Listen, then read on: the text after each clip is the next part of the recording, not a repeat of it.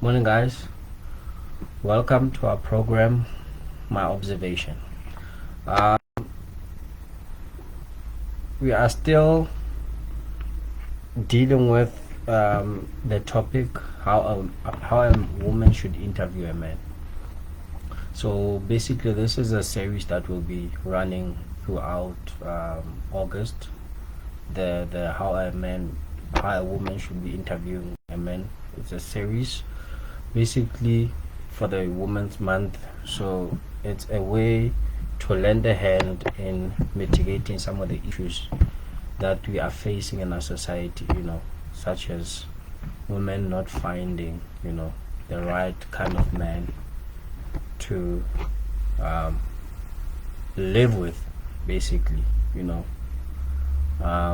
so we are basically trying to give practical solutions to issues surrounding our communities, families, and the country at large, which is on a national level.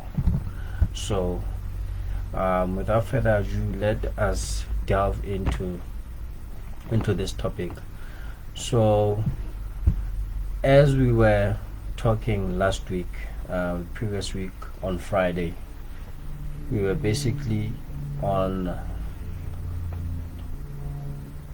we were talking about women not finding suitable partners, as husbands, boyfriends, lovers, whatever the case might be.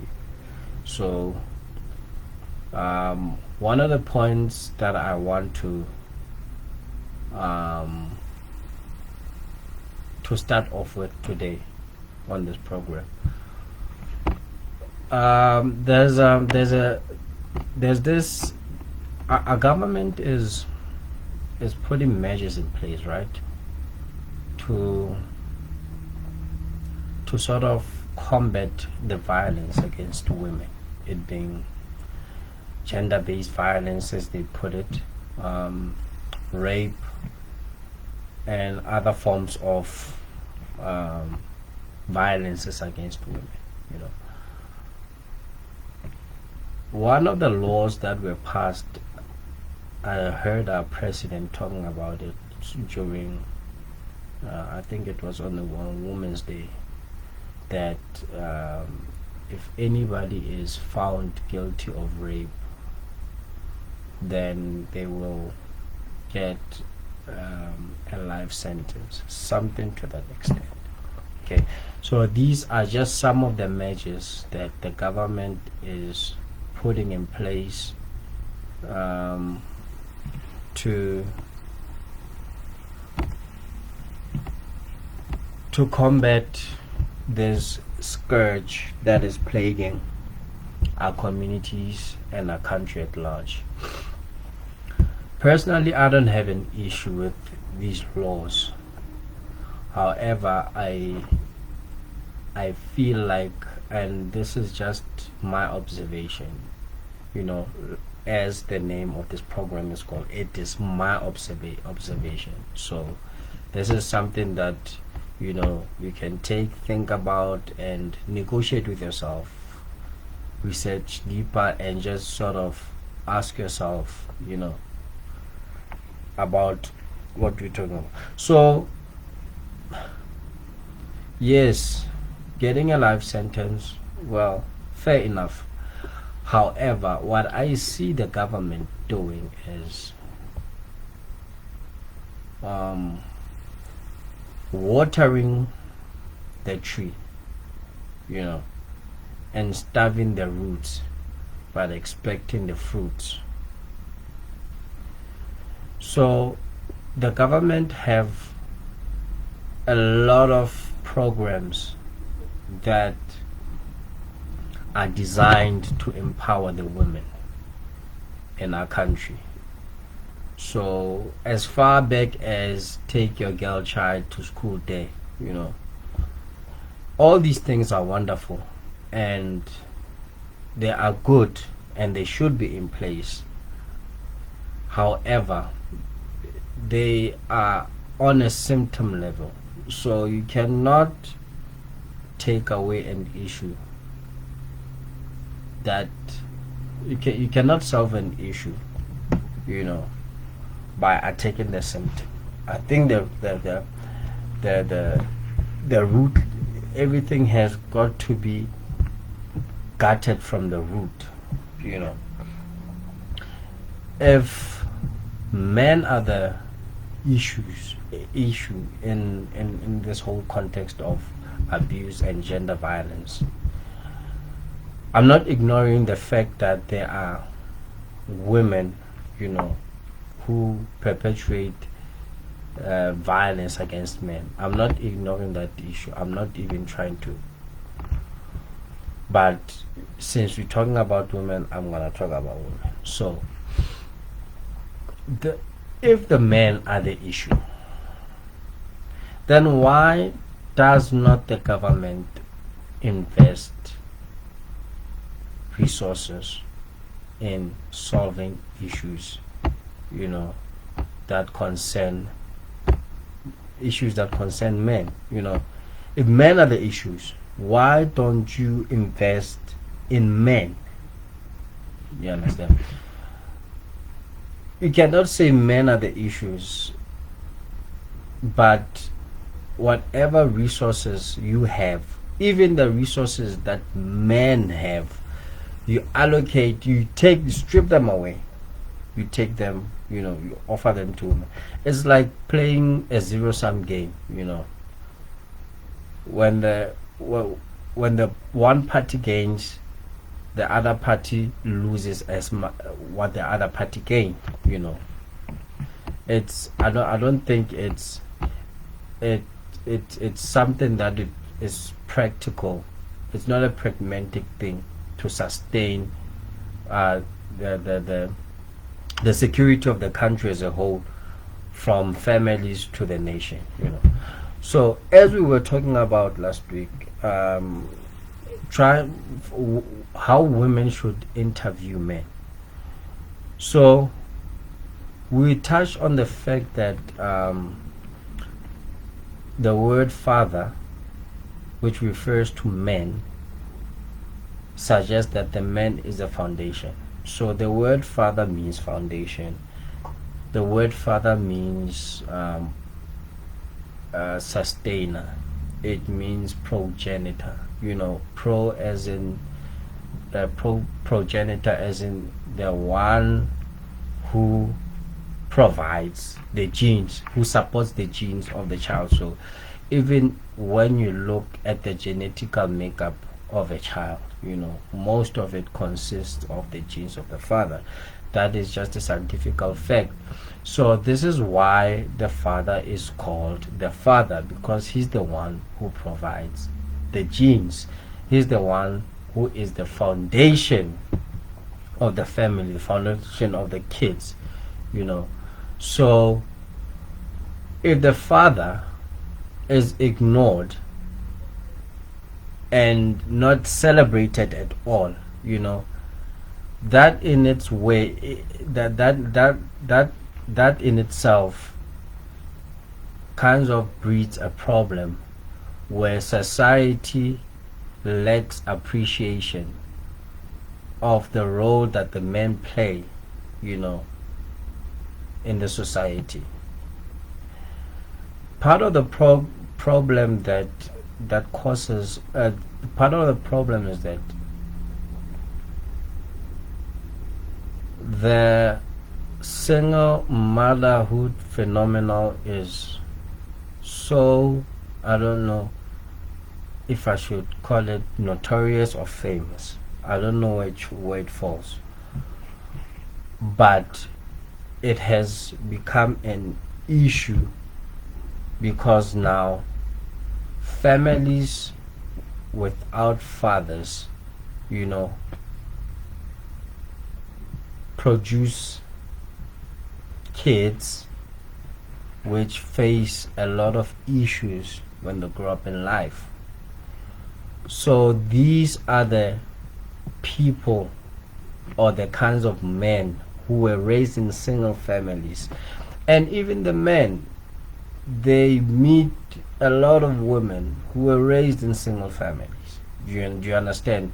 So, in many instances, the idea, even if they want to get married, the idea of marriage is practically non-existent because it's not in their experience. Do you understand? It is not what they've grown up seeing. Their picture is one of a strong black woman. Do you understand? Who wakes up in the morning when it's dark and comes back at home when it's dark, working all day to make sure that the children are provided for. Now, when you have that kind of arrangement in the house and the kids seeing, particularly the girl child, seeing her mother getting up in the morning, going to work, to a certain point, obviously, because it's her mother, she's gonna grow up admiring, the strong character that her mama possesses to make sure that there's food on the table, that she goes to school and whatnot. So that's the character that she's gonna admire and she's gonna grow up emulating, right? So now, the strong black woman tends to be a problem when the strong black woman steps foot inside of a relationship, because she is used to being the driver. Do you understand? And listen, there's nothing wrong with being used to doing things for yourself. However, because you are used to filling the male role so much, when a man steps in to your life, and tries to become the man in your life, it sort of clashes, because now it's gonna be two similar personalities in one room. And Sesotho se re ha o po pedi sakeng. So now, this strong black woman, I think this is why so many marriages at times are not progressive, because first of all,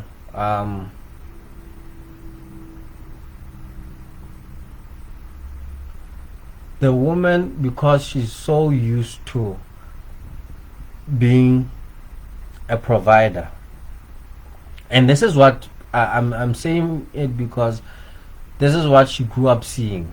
Do you understand? And therefore, this is what she views in her viewpoint to be the correct way of life. Do you understand? So she takes upon these characteristics of a strong black woman. So now, when she meets a strong black man, now it's two strong black people together.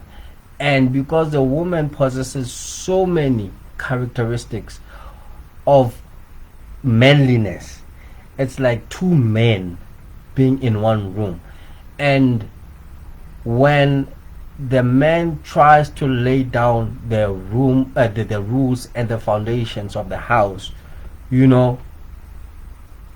it sort of clashes with what the woman is used to, because she's like, no, you cannot put your foot down here, because I am used to doing this and this and this and this for myself.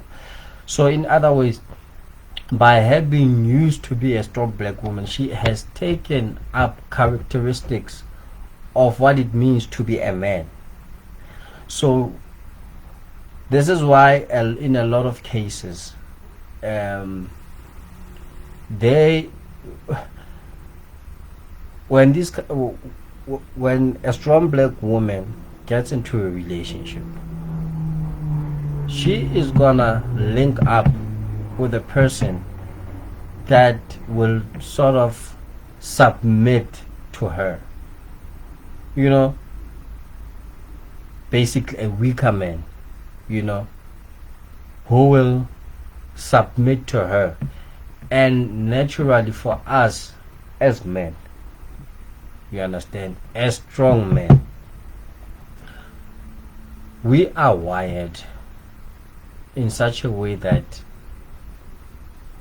we give the directive in the home. You understand? Because we are the foundation of the home. You understand? We give the vision. This is where the home is going. Because obviously I'm providing the genes. You understand? I'm laying foundation on how the house should function, because I'm the husband, of which the husband means house manager. You understand?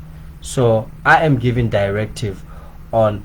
And listen, it is not that the woman is just sitting and yes baba, yes, no, because again the world has progressed so much that we understand that women have a say in things, you know.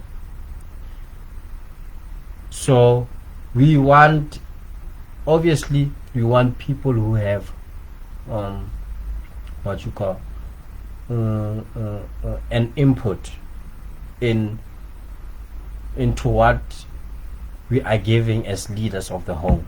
You understand? So if we have a suggestion about a certain type of business, you know, we want to hear your input. We want to hear what you think, because what we bring on the table will impact us as a family, you know, whether positively or negatively. So we want to hear what is in your mind, you know. So basically we do appreciate an input from women. However, by design, and this is, I'm driving to a point where I'm trying to show and articulate that when a woman sits down with a man on the table and they are trying to forge a way forward into a relationship to a point where they get married, what kind of sequence or are you looking at? What kind of characteristics are you looking at? I did mention that I have an article called the pin code sequence, which suggests that when you go to the bank, right, and you insert your card to obviously try to get access to your funds in the bank, there's a pin code that you insert for you for the ATM to process your inquiry, which is in this case you wanting to get money, to withdraw money. Now the pin code is 1234. That is the sequence of the pin code. 1 2 3 4. That is the sequence of the pin code. So now when you go to the bank, 1 2 3 4, you will, provided that you have funds in your account, you will be able to get access to whatever funds you want. You understand? However, if you go to the bank with the same numbers, you understand, which is 1 2 3 4, but you insert a different sequence with the same numbers, you insert this different sequence, like let's say maybe say 3 4 2 1. It doesn't matter, it does not matter if all the numbers are in there, but the fact that you've inserted the wrong sequence means that you are not gonna get out of the ATM what you intended to get, because the sequence is not in order. So what do I mean? There's a sequence in which a male man is supposed to operate in. So when you ask a man questions, when you're trying to know him, ask him in a manner that, well, you obviously you are pinning a code so that you can get results from him. So now the society has taught the man that he is a provider, right? And by provision, society is limiting the man, the provision to finances. Hence we have sayings like taba taba ke mashallah, or ging botle ba monna boka pogoto, and all those kinds of, they don't exist for just in J for mahala, because society has taken the face or a figure of a man, and right next to the man they put a dollar sign. So now the man grows up in his mind validating himself based on how much money he has in the bank account. This is why men go all out to get money. It doesn't matter even if they have to steal. So because they are the provider, they have to validate themselves in that manner. Do you understand? And when you have a person like that, this is where you begin to run into issues, especially when you progress in your relationship, because now life is life. What do I mean? Life has challenges, will always throw challenges at you.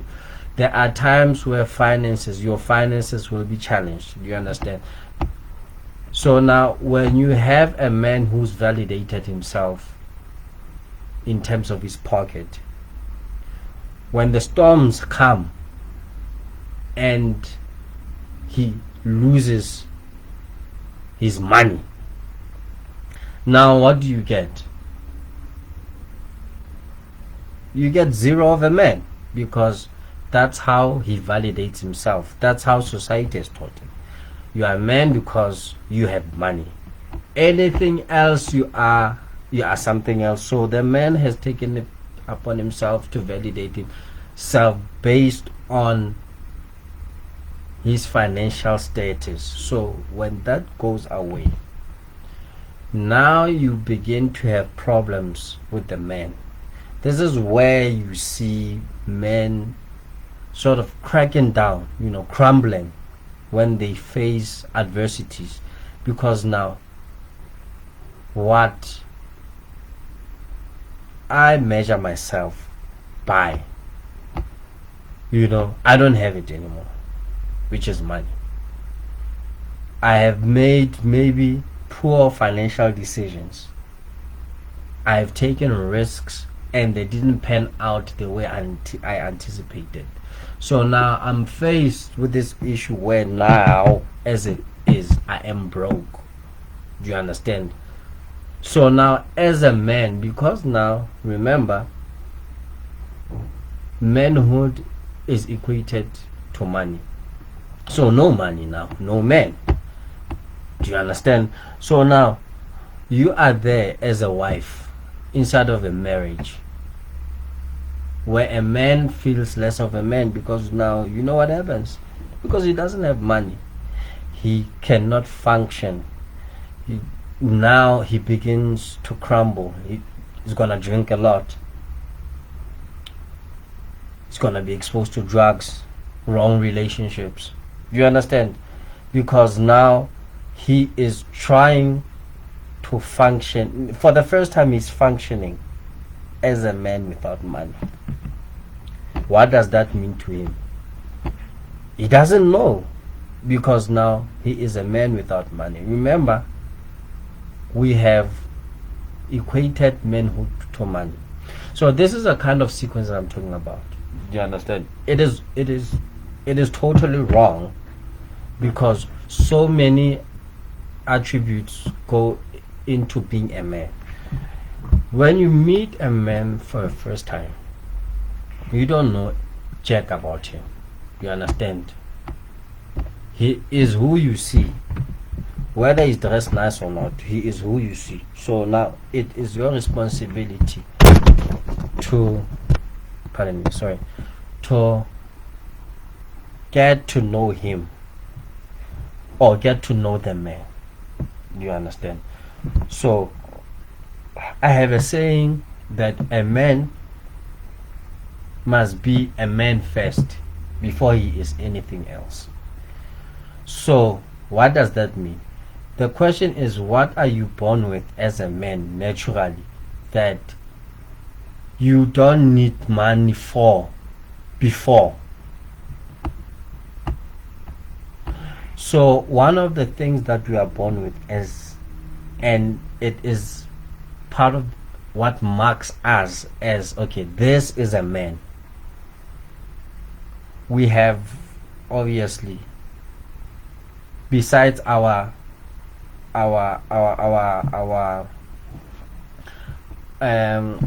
genitals, we have strength, right?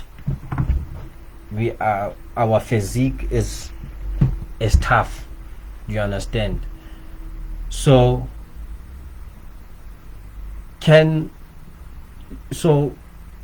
that speaks to a question of security. Is this the kind of person who can protect me? You understand?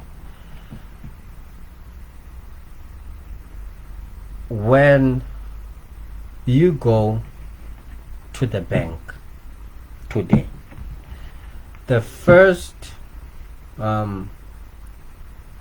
person you're gonna meet when you go to the bank is not the receptionist, contrary to popular belief. The first person you meet when you go to the bank is the security guard.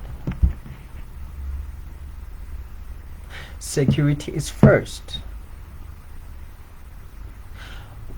Listen, when you fly into a country, you go through customs and everything.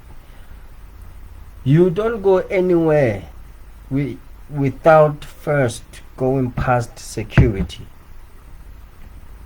So is this a person that can make sure that I am secure? Now, how can he secure me physically? Because part of being a man is being a protector. You must protect. Can you protect your woman physically? So part of the manhood part of what should be encouraged in manhood is men who are strong. So you must have some sort of, combat technique, because it speaks to security, right? So a man must be able to hold his own, because God forbid if anybody comes in that night while everybody's sleeping, the first line of defense is the man. So he must be physically capable. So I suggest he takes up martial arts, because your money won't protect you all the time. It doesn't matter if you live in the most secure estate. You have to get out of the estate at some time and be exposed. So can you hold your own? The second level of security that we're talking about, can he protect my heart? Do you understand? So the heart, in this instant, we are not talking about the the heart, the cardio. No, we are talking by a heart. The word heart actually means mind. Do you understand? Can you protect your mind when he's out? Is it the kind of person that you worry about?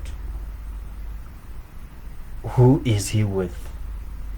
Do you understand? Do you constantly worry about him having affairs with other women? Can you protect your mind? Do you understand? Do you trust him to make sober and sound decisions? So now the heart means that you are mentally stable. You don't worry about him making stupid decisions that could cost or destroy what you have. So these are the kinds of things that your inquiry should be. When you ask him, these are the kind of questions. There's a line of questions that you should be leaning to. The first line of question is security, because you don't ask a man if he loves you or not, because a man will be good to you right up until he gets what he wants. I think this is an experience that a lot of women have with men, that he was so nice, he was so sweet all this time, up until I gave him the goods. You understand? So you should be secure first, mentally, physically, and obviously it's gonna trickle down to your emotions, because when the mind is stable, the mind is stable, the emotions are gonna be balanced, because part of what triggers emotions or the instability of emotions is where your mind is playing at. So if maybe you are thinking about the wrong things, obviously you're gonna evoke negative emotions. Do you understand? Yes. So a person who can get you mentally stable, what I mean is that you don't think a lot about him, like you think about a child. Is my child safe when he's outside? He is not a child. He is supposed to be a kind of man that I can depend on him. So now, if he can protect you physically,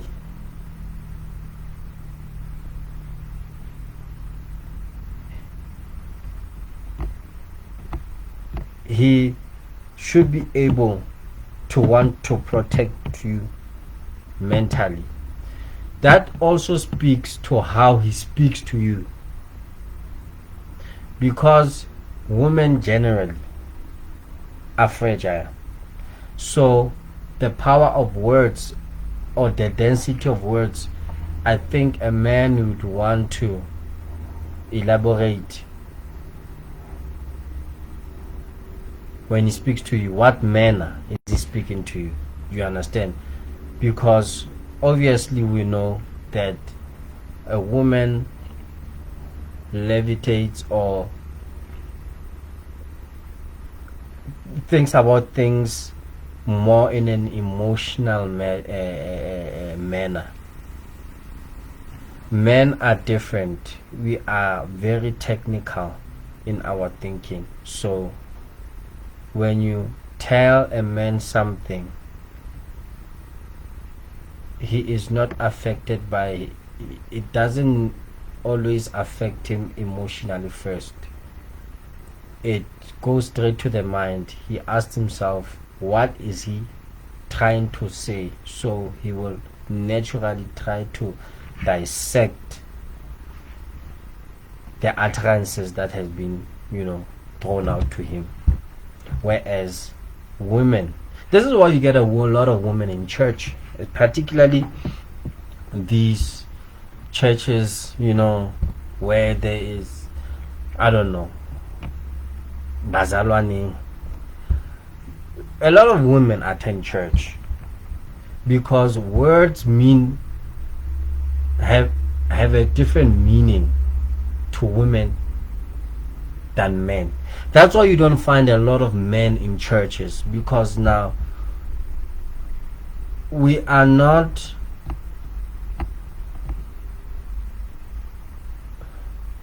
church tends to operate mainly on excitement. I'm talking about the modern church now. You know, drums, piano, loud voices, the pastors being, I don't know, charismatic when they preach.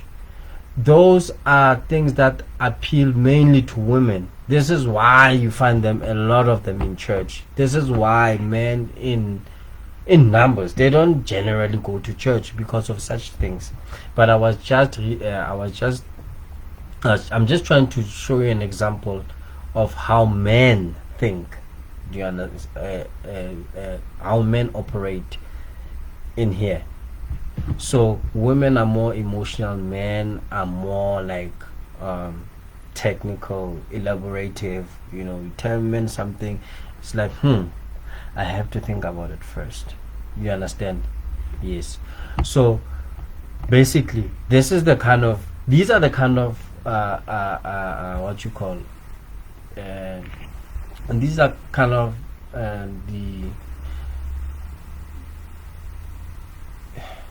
these are the things, the attributes that you look for in a man. Is he a person, when you tell something, he does not just jump out of excitement and grasp and runs out with it. You want a person who thinks about things thorough, so that what he said, because when you have thought things through, you understand, devoid of emotions, you tend to come up with plausible solutions, or plausible comments. So I'm not saying it happens all the time, but these are the kinds of attributes you need to look at, so that you know what you're getting yourself into.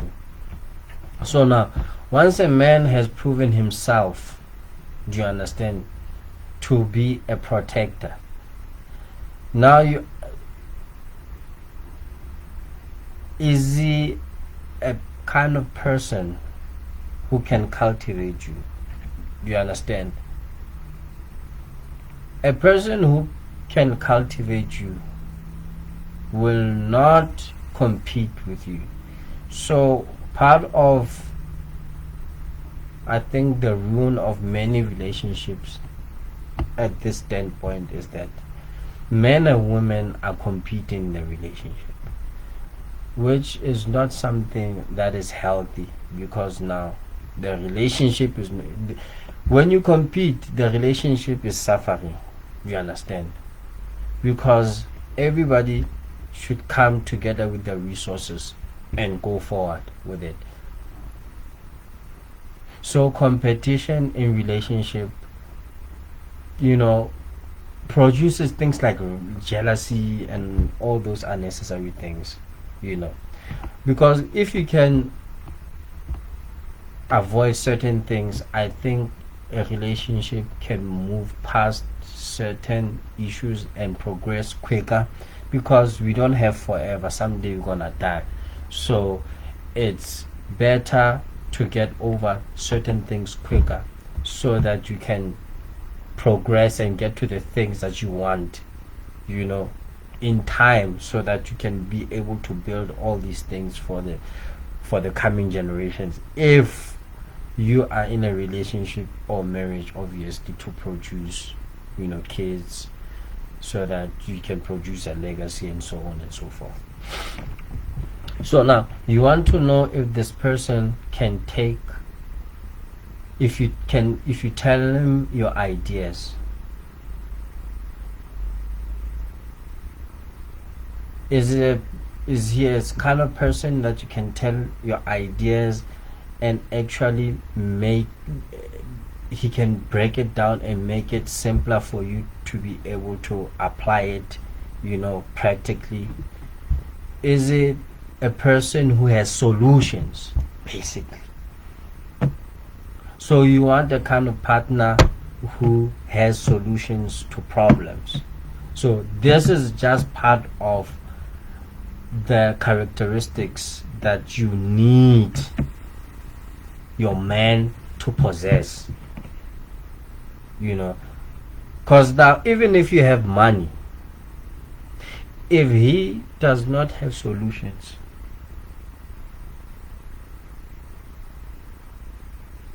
then the money that you have is gonna be useless, because he's gonna be drinking most of the time, and it comes from the budget. Obviously, he's gonna be buying useless things, not thinking about things that concern progress in terms of him thinking about the future and whatnot. So is he a person who can provide practical and tangible solutions?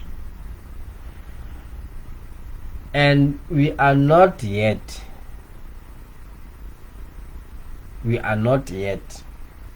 at the finances. You need to make sure that these things are in place. You need to know what kind of background he comes from. What's his relationship again with his parents? What's his relationship with his father? Where he comes from? What kind of home does it come from? What kind of neighborhood generally does it come from? People who come from that neighborhood in general, what are they known for? So obviously you just break down all these things all the way down to his family. His father, is he reputable? Is he a reputable person? You understand? What's his father's relationship with his mother like? Are they married? If they are married, how long have they been married? Do you understand? What kind of behaviors did he witness from his father? Because the son emulates his father. That is the first hero that he sees. So what does he see in his father that he will definitely bring into the relationship? How do they talk? What kind of things do they talk about? When it comes to things like sex, where did he learn? Did his father have any contribution to teach him about these things? Because remember, a lot of us come from a generation where, it was taboo for even our parents to talk about these things. But this is why guys resort to porn. That's where they learn about porn. That's where they learn about sex, through porn. You understand? This is why we have so many phenomena, that men are expecting inside of marriages, because these are behaviors that they saw from a porn movie. And sometimes it's not necessarily what the woman wants to perform, because now, what are you asking me to do? But now, because his experience and his guidance is based off of porn, do you understand? He is gonna expect the things that he saw in a porn movie to be conducted in the marriage, And so these are the little things again that can, blow up and become big things. Because in many instances, marriages are not destroyed by big issues. It is small issues. So I think these are the small issues that you want to take care of first before you run off, taking care of the bigger issues. Because if the minute things are not taken care of, they're gonna obviously build up until a point where it becomes bigger things. It becomes something big. So again, let's go to these attributes. The other question is, does he know how to communicate? That is one thing that I feel a lot of couples don't know how to do, and it's a necessary skill, because if you don't communicate, you're gonna fight a lot. And one thing for sure, a relationship consists of two people who are totally different, who at times come from totally different worlds, different ideas, different backgrounds, So sometimes what I may say to my wife may be conflicting to her idea, or what she might say to me may be conflicting to my ideas. You understand? So because some people experience or mistake this conflict of ideas as, I don't know, this person fighting with me, so they confuse it for a person being against them, whereas we can sit down and try to understand, where do you come from? Why are you saying this? Where does this thing that you are talking about come from? Where is this rooted? You understand? So this is why it is important for a man to be able to communicate, because I think a lot of us as men fail dismally, because women can say what they feel. They don't care. Even if, listen, they will say what they feel. You understand? So because a person is not able to communicate efficiently and effective, they would make, I don't know, they would be violent in their response, because of the failure to communicate what is in their mind. So I think one of the important skills, even if you are in a relationship already, you feel that your man lacks communicate, encourage him to take up things like Toastmasters. Encourage him to read, encourage him to find meaningful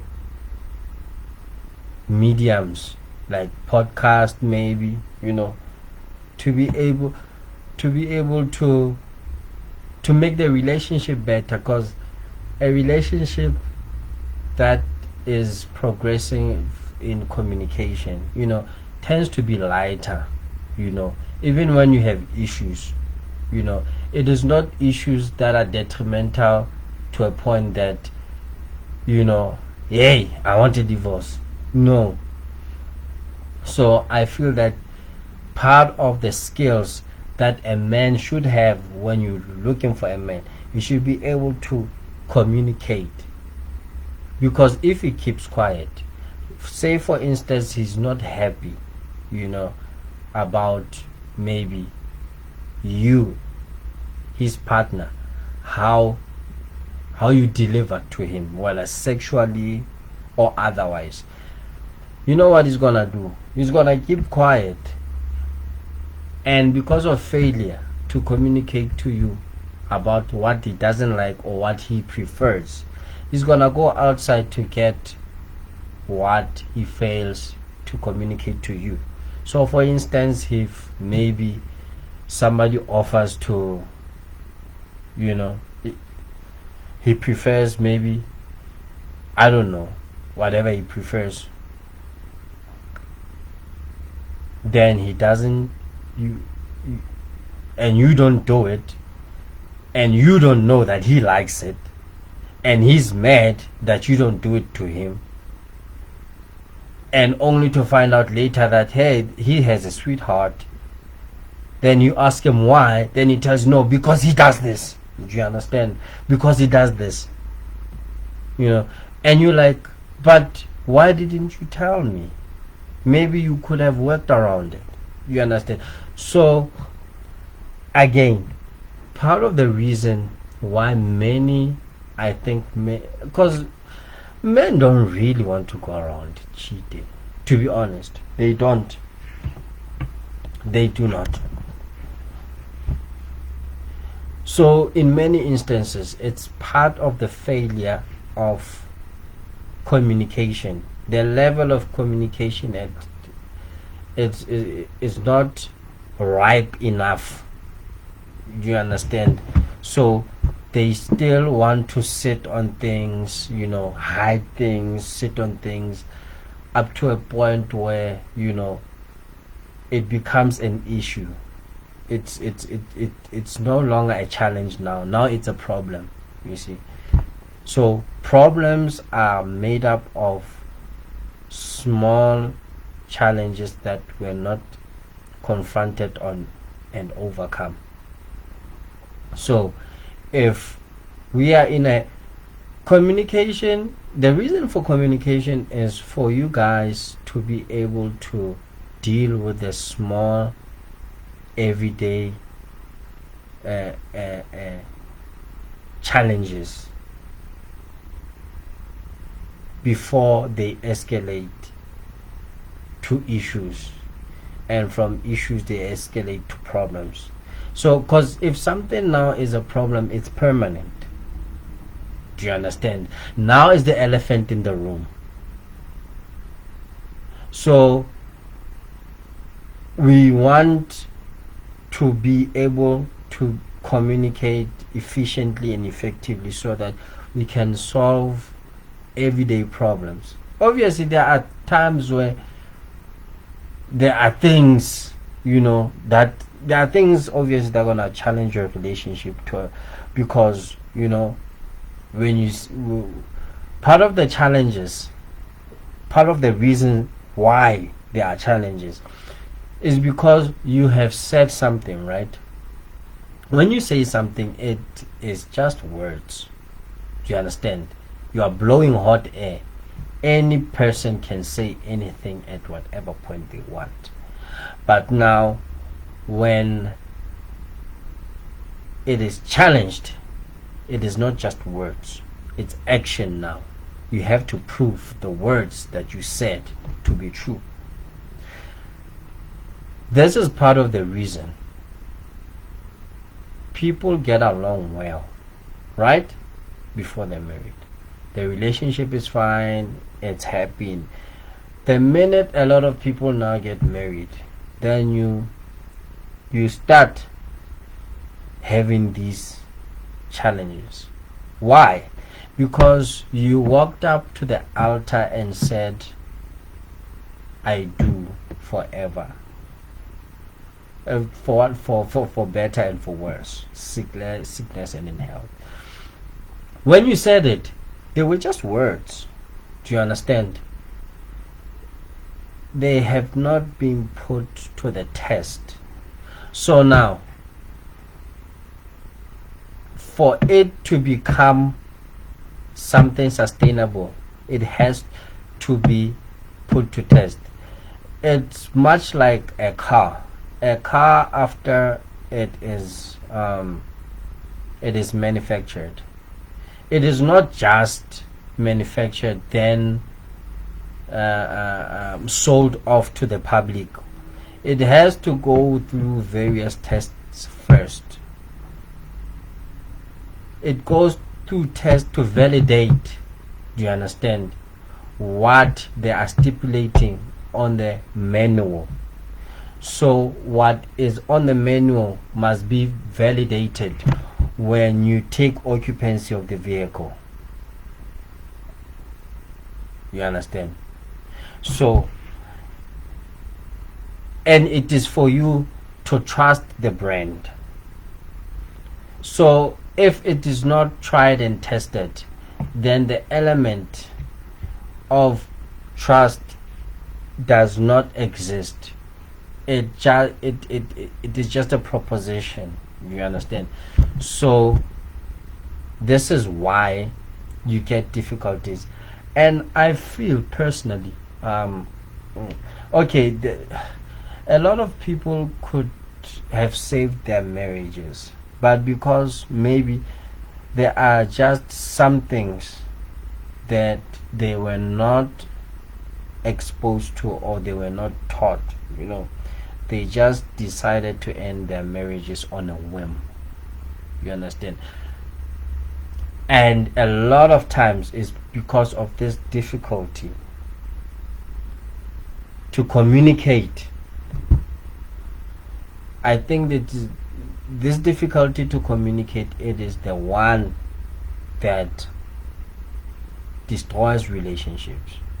Because people, and even before, I see people trying to go to counseling after maybe they've been engaged, or not counseling, rather they are looking for mentorship after an engagement.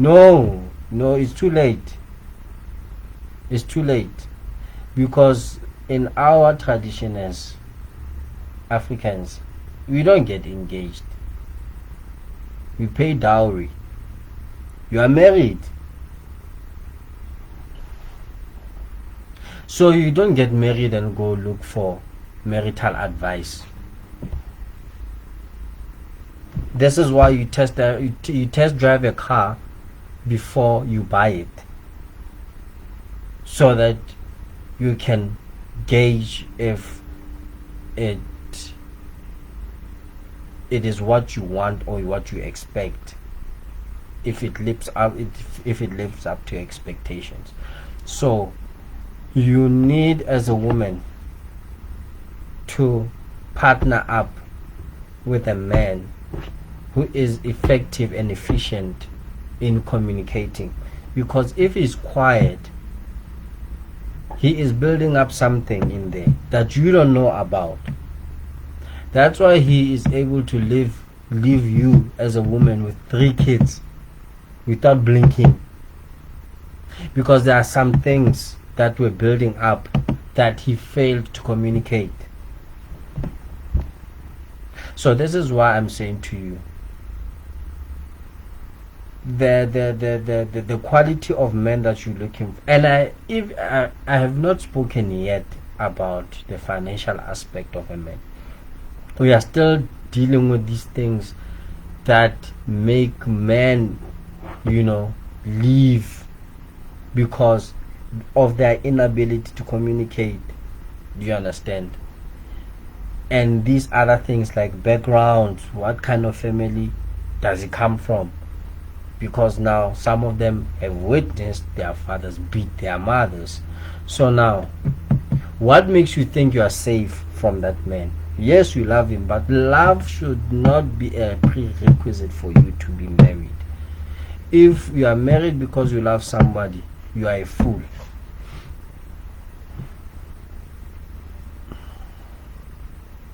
And the reason why I say you are a fool is because part of the, I don't know what people say or call love, it's not really love, because people tend to lean more on the emotional side and say it's love. You understand? One of the reason I appreciate our languages as black people is because our languages are self-explanatory. If I say love to you, you don't really know what I'm talking about. But if I say lerato, uthando, listen, ke etsa ntho hobane ke ya rata. I was not pushed or forced into anything. You understand? Love, listen, lerato has nothing to do with emotions. It's much like discipline. You do things not because you feel like it. You do it in spite of how you feel because it has to be done. So if, let's say, me and my wife are having an argument, right? And ufitla busiu, and normally, let's say maybe utowa stop signing and ufitla busiu, whether we had an argument or not, my duty, because I'm a protector, is to make sure whether I'm sick or I feel whatever kind of way, I must make sure when she gets there, I told what takes you. The first person had to take some over again. Regardless how I feel, we had an argument, how I felt about the argument and whatnot, I must not neglect my duty as the security. So that this is love. You must do things because love is duty, not these emotional roller coasters that I don't know, that we are subjected to by definition. Yeah, Webster's dictionary. It's for you commit to a person to do for them without expecting anything back because it's your duty. That is love. So you are a man in a relationship, your duty is one of security, protection, first and foremost, before anything.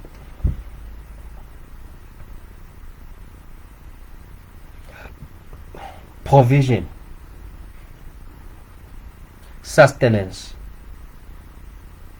maintenance. These are attributes assigned to love. So if I say I love my wife, if I say I love my wife, this is why, you see, the progress of society has robbed us of meaning, because a lot of things should be done inside of an institution called marriage.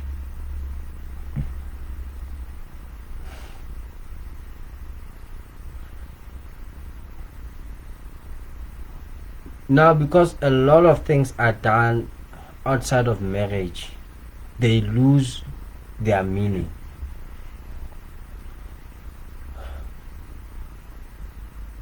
Your boyfriend is not your husband.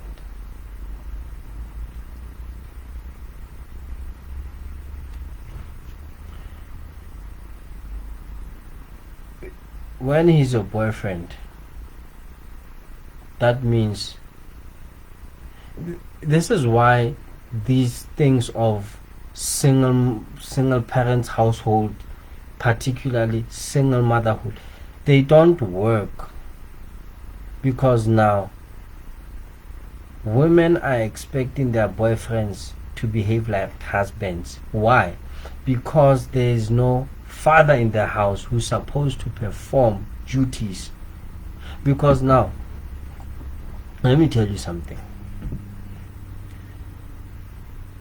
The father of the girl walks the woman down the aisle, as we suggested in the previous program that we did, and walks down the aisle up to the podium, leaves leaves the woman in the hands of the man and tells her, you take over from here. You understand? The man, a woman is not really looking for a husband as such. A woman is looking for a father, somebody who can father her. So where your father left off, your husband's supposed to continue.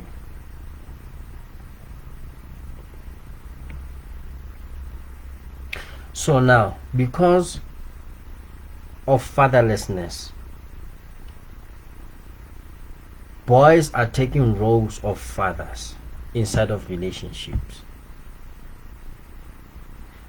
And now, because he's behaving like your father who is absent, and this is just the real,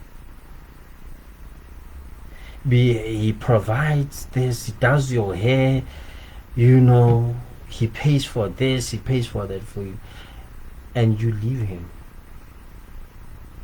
you cheat on him.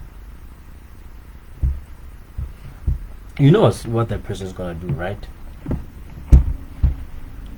We all see the headlines: girlfriend killed by boyfriend, what not, because he feels cheated, because there is no court that will hear him out when he said, I was doing this for this woman, therefore he did this and this and this.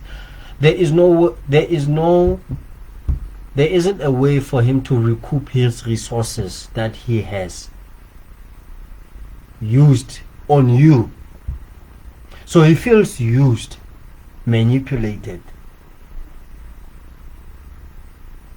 So this is part of the problem when it comes to fatherlessness in the homes, because now a girl is expecting his boyfriend to behave like a husband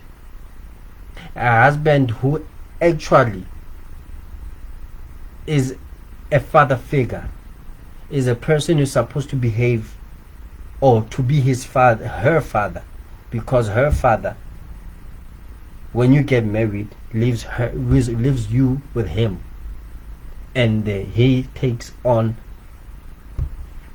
from where your father left off.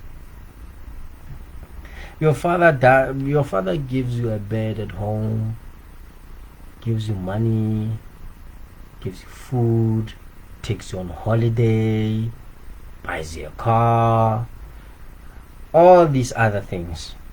So now, because the boyfriends have taken up on themselves to be this that the father in the house is supposed to be, this is why you find that there is this much confusion in the home, in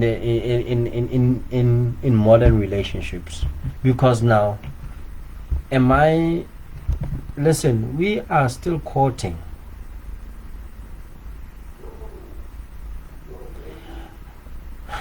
This is why this is why part of the reasons why it is encouraged to have sex in marriage, like all these things inside of marriage, this inside of marriage, this inside, you see, all these things will be in place once the father is in the home.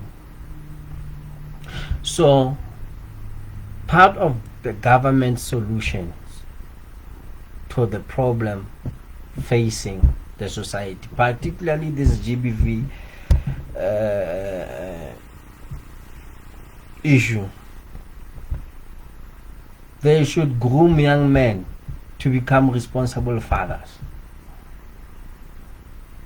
They shouldn't be grooming young men to become women like they are doing.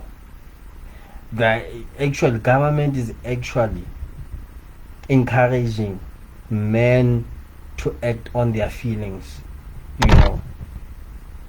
and be happy men. So the focus of government is misguided. There should be programs that there should be programs that are designed to face head on fatherlessness in the home, because that is the real issue. Because the father is the root of the tree.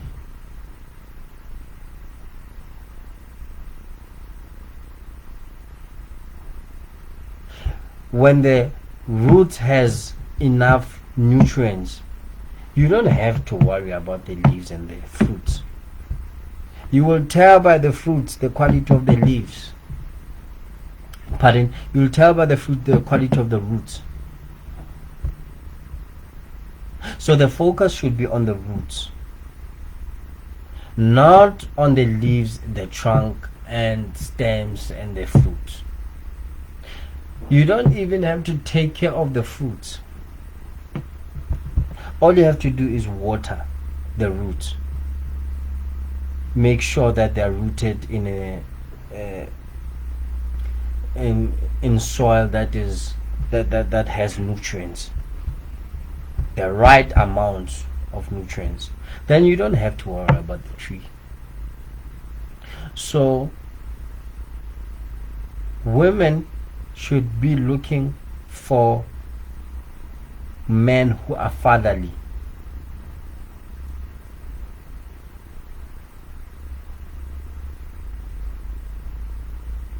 Because that's what you need. The only person a woman really, honestly, truly ever trusts is a father. And particularly those who were raised by fathers. They know what I'm talking about. A woman's first love is a father. This is why when women find out about their father's misdemeanors, oh man, it does something to them. And the first heartbreak is not the boyfriend, or it's not the boyfriend, it's the father.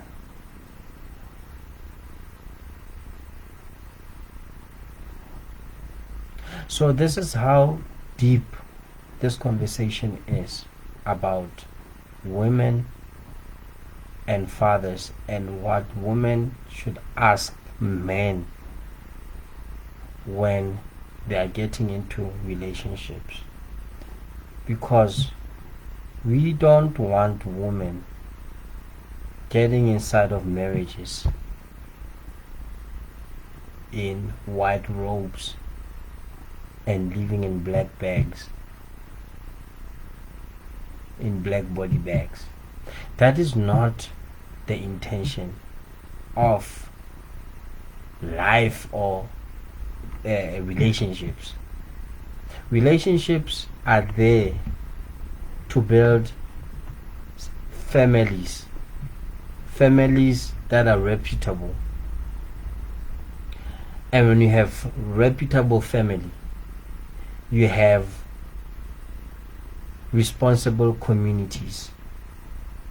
And when you have responsible communities, you have a progressive nation, society.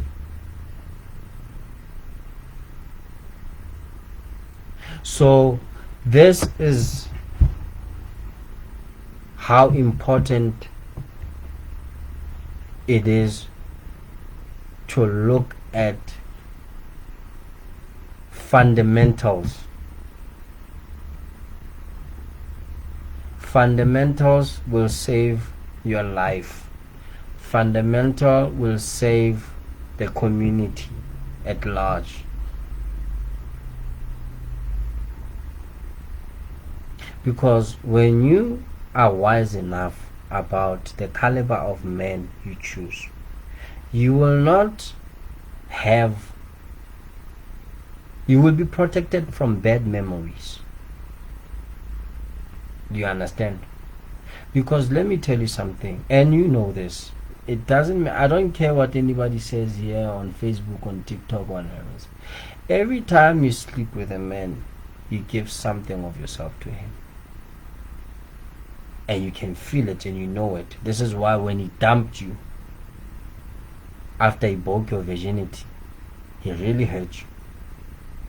So you do it, so because now you are not taught how to engage with men and what questions to ask. You keep on asking the same questions with the same sequence and getting the same men who do the same things to you. And what happens to you? Your body count keeps on accumulating, and more of you is taken away. By the time you find a person who is worthy,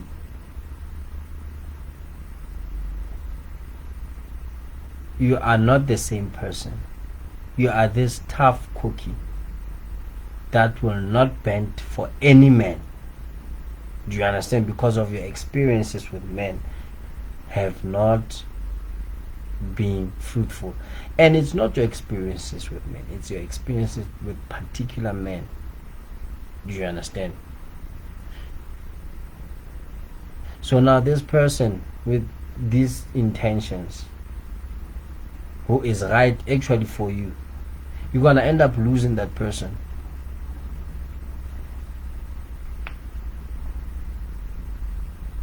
So I think we're gonna leave it here for now. We will carry on tomorrow with the topic, with the very same topic, how a woman should interview a man. It's a series that will be running throughout this month. So Monday to Friday we'll be doing, from 9:15 in the morning. We'll just be doing we'll be having this discussion. So from me, I will see you tomorrow, and I would just like to encourage you to take what you heard today, chew on it, think about it, look into it, research it, see how it relates to you, if you agree with it. And as I said, these are my views. These are not concrete things, but these are just my observations, as the name of this program is called. So from me to you, my observation is shutting down for today. We'll see you tomorrow. Have a good day. Goodbye.